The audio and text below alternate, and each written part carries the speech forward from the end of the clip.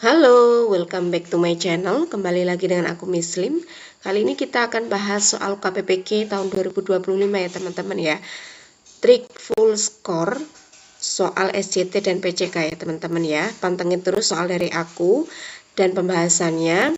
Yang sudah subscribe saya doakan semoga dimudahkan, dilancarkan dan lolos UKPPK-nya di tahun 2025 ini. Amin Allahumma amin.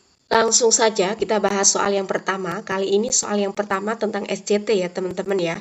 Langsung saja di kelas 4 Anda mengajar Riko, seorang siswa dengan attention deficit hyperactivity disorder atau ADHD ya teman-teman. Riko sangat cerdas tetapi sering tidak diam, mudah teralihkan, sering menyela saat Anda mengajar dan ingin selalu bergerak. Teman-temannya mulai merasa terganggu, beberapa bahkan mengeluh sulit berkonsentrasi karena perilaku Riko. Anda ingin lebih tegas untuk membantu Riko agar lebih fokus, tetapi tidak membuatnya merasa dikucilkan. Jika Anda menegur Riko terlalu keras, Anda khawatir membuatnya rendah diri. Namun, jika Anda membiarkannya, suasana kelas menjadi tidak kondusif. Bagaimana upaya Anda untuk memastikan kegiatan belajar yang aman dan inklusif untuk semua siswa? Nah, di pertanyaan soal pertama ini tentang apa ya teman-teman ya? Tentang mengelola Riko yang ADHD ya teman-teman ya, attention deficit hyperactivity ya teman-teman. Apa yang harus Anda lakukan sebagai seorang guru? Nah, kita lihat, nah ini bagaimana Anda untuk memastikan kegiatan belajar yang aman dan inklusif untuk semua siswa seperti itu. Nah, untuk opsi yang A, berdiskusi dengan Riko untuk memahami kebutuhan belajarnya, lalu menjelaskan kepada para siswa lain tentang kondisi Riko agar mereka lebih memahami kondisinya. Nah, untuk opsi yang A ini bagus sekali ya teman-teman ya, ini kan pilihan inklusif ya, memahami kebutuhan Riko dan mengedukasi teman-temannya. Nah, seperti opsi yang A ini bagus sekali ya teman-teman ya. Opsi yang B memberikan arahan dengan halus dan positif kepada Riko secara langsung saat menyela pembelajaran agar ia langsung menyadari kesalahannya dan segera belajar menyesuaikan diri. Nah, untuk opsi yang B ini lebih bagus opsi yang A ya teman-teman ya. Kenapa? Karena opsi yang B ini mendidik dan langsung mengoreksi perilaku tanpa mempermalukan seperti itu. Tapi masih kurang tepat ya. Opsi yang C membuat kesepakatan dengan Riko untuk lebih kondusif di dalam kelas. Apabila mulai mengganggu, Riko dapat keluar kelas sejenak agar pembelajaran dapat berjalan dengan tenang dan kondusif. Nah, untuk opsi yang C ini kurang tepat ya teman-teman ya, karena kan dapat diterapkan sebagai kompromi tetapi bisa memberi kesan eksklusivitas seperti itu ya teman-teman ya. Opsi yang C kurang tepat ya. Opsi yang D mengatur tempat duduk Riko lebih dekat dengan guru, memberinya arahan khusus dengan pendekatan empati dan sesekali memberi waktu untuk bergerak secara terkontrol, misalnya senam ringan. Nah, untuk opsi yang D ini kurang tepat ya teman-teman, karena apa? Bersifat adaptif secara fisik ya, tetapi tidak menyentuh aspek sosial seperti itu. Opsi yang D kurang tepat. Opsi yang E memberikan tugas tambahan yang Riko sukai agar ia bisa lebih tenang dan suasana kelas lebih kondusif ya. Lalu mengimbau para siswa untuk lebih memaklumi dan memahami kondisi Riko yang berbeda. Nah, untuk opsi yang E ini kurang profesional ya teman-teman ya. Karena apa? Karena menyuruh siswa lain memaklumi tanpa memberi pemahaman seperti itu ya. Jadi jawaban opsi yang E kurang tepat ya. Nilai paling unggul adalah opsi yang A ya teman-teman ya. Karena di sini adalah soal SJT, jadi nilainya berpoin seperti itu ya. Jadi opsi yang A nilainya adalah skornya adalah 5, opsi yang B skornya adalah 4 ya. Opsi yang C skornya adalah D skornya adalah 3, opsi yang E skornya adalah 1. Soal kedua, kali ini tentang PCK ya teman-teman ya, langsung saja. Anda mengampu mata pelajaran PJOK dan akan mengajarkan materi tentang permainan bola voli yang menuntut penguasaan pengetahuan dan keterampilan. Di sisi lain, sekolah Anda tidak memiliki sarana dan prasarana yang memadai untuk melakukan praktek, sehingga Anda cukup kesulitan untuk melakukan proses pembelajaran dan penilaian. Jika menemui situasi tersebut, apa yang akan Anda lakukan? A. Tetap akan melakukan penilaian keterampilan dengan meminjam lapangan bola voli terdekat. B. Membuat panduan observasi yang dapat digunakan semua guru PJOK meskipun sarana prasarana di sekolah terbatas. C. Memahami pentingnya metode observasi untuk mengetahui keterampilan praktik secara peserta didik dalam bermain voli. D. Berusaha menyusun pedoman observasi sederhana pada gerakan-gerakan yang bersifat dasar. E. Hanya akan memberikan tes yang bersifat tertulis dikarenakan keterbatasan sarana dan prasarana praktik tersebut. Nah, untuk soal kedua ini tentang menghadapi keterbatasan sarana ya teman-teman ya. Tindakan terbaik apa yang harus Anda lakukan sebagai guru PJOK. Nah, kita lihat untuk jawaban yang A, tetap akan melakukan penilaian keterampilan dengan meminjam lapangan bola voli terdekat. Nah, untuk opsi yang A ini kurang tepat ya teman-teman, karena ini kurang tepat karena meminjam lapangan itu emang baik, tetapi mungkin apa? Tidak selalu dapat dilakukan seperti itu. Opsi yang A kurang tepat ya. Opsi yang B, membuat panduan observasi yang dapat digunakan semua guru PJOK meskipun sarana praktek di sekolah terbatas. Nah, untuk opsi yang B ini bagus sekali ya teman-teman ya, karena kan pendekatan ini kan kolaboratif dan sistematis seperti itu ya. Memungkinkan apa? Adanya penilaian yang objektif meskipun tanpa praktek langsung seperti itu. Opsi yang B lebih bagus daripada opsi yang A ya. Kita bandingkan lagi dengan opsi yang C, memahami pentingnya metode observasi untuk mengetahui keterampilan praktek peserta didik dalam bermain voli. Nah, untuk opsi yang C ini kurang tepat ya teman-teman ya, karena apa? Opsi yang C ini kurang maksimal dalam menilai keterampilan praktik seperti itu ya. Opsi yang B, berusaha menyusun pedoman observasi sederhana pada gerakan-gerakan yang bersifat dasar. Nah, untuk opsi yang D ini kurang tepat ya teman-teman ya, karena kan pedoman gerakan dasar itu cukup membantu tetapi belum apa? Melibatkan kerjasama antar guru seperti itu ya. Kita lihat jawabannya terakhir, E, hanya akan memberikan tes yang bersifat tertulis dikarenakan keterbatasan sarana dan prasarana praktek tersebut. Nah, untuk opsi yang E ini sama halnya dengan opsi yang C ya teman-teman ya, kurang maksimal dalam menilai keterampilan praktik seperti itu ya. Jadi jawaban yang paling unggul, jawaban yang paling betul adalah opsi yang B.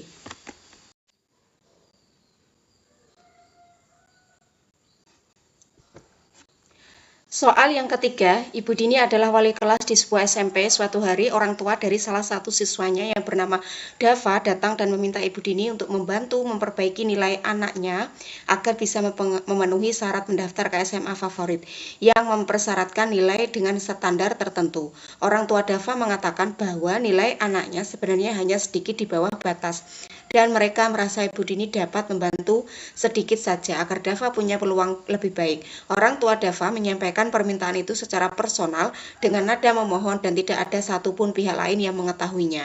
Mereka bahkan membawa oleh-oleh sebagai bentuk terima kasih dan memaksa Ibu Dini untuk menerimanya, terlepas dari apakah Bu Dini akan mengikuti permohonannya atau tidak. Ibu Dini ingin menjaga hubungan baik dengan orang tua, tetapi juga menyadari bahwa permintaan tersebut berpotensi melanggar kode etik sebagai pendidik. Jika Anda Ibu Dini, bagaimana Anda menyikapi situasi tersebut? Nah, di soal ketiga ini kan saat menghadapi permintaan tidak etis dari orang tua murid ya teman-teman ya.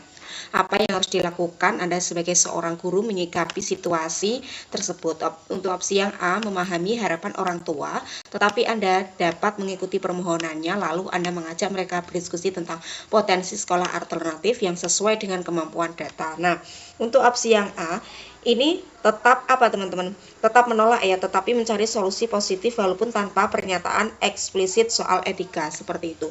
Opsi yang A kurang tepat ya teman-teman ya.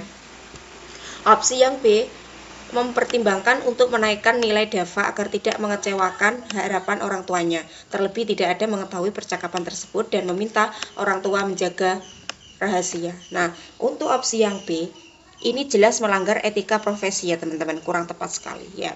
Opsi yang C, mempertimbangkan untuk meningkatkan nilai Dava demi menjaga hubungan baik dan menghindari konflik dengan wali murid dengan syarat Dava mengerjakan tugas tambahan. Nah, untuk opsi yang C, ini juga kurang tepat ya teman-teman ya. Karena apa? Karena memberi celah manipulasi sistem seperti itu. Opsi yang C kurang tepat.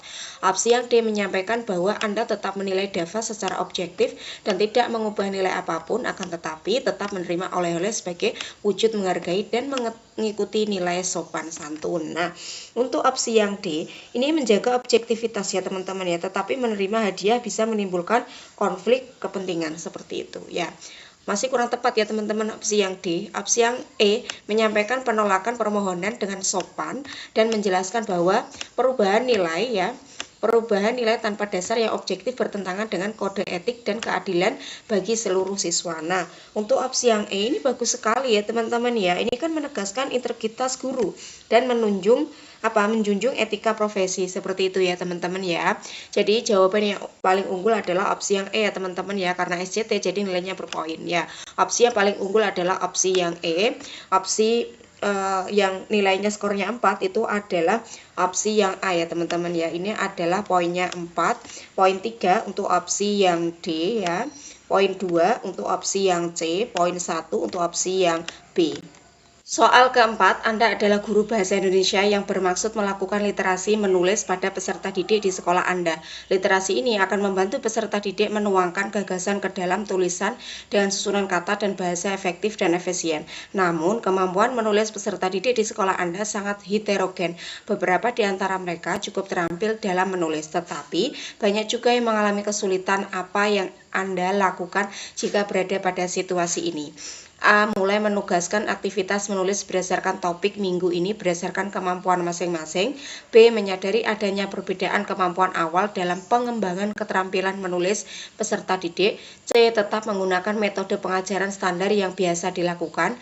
D. Meningkatkan kompleksitas aktivitas hanya untuk peserta didik yang sudah memiliki keterampilan menulis yang baik. E. Membuat panduan dan tugas yang berbeda sesuai dengan tingkat keterampilan menulis peserta didik. Nah, untuk soal keempat, ini dalam menghadapi heterogenitas kemampuan menulis ya teman-teman ya.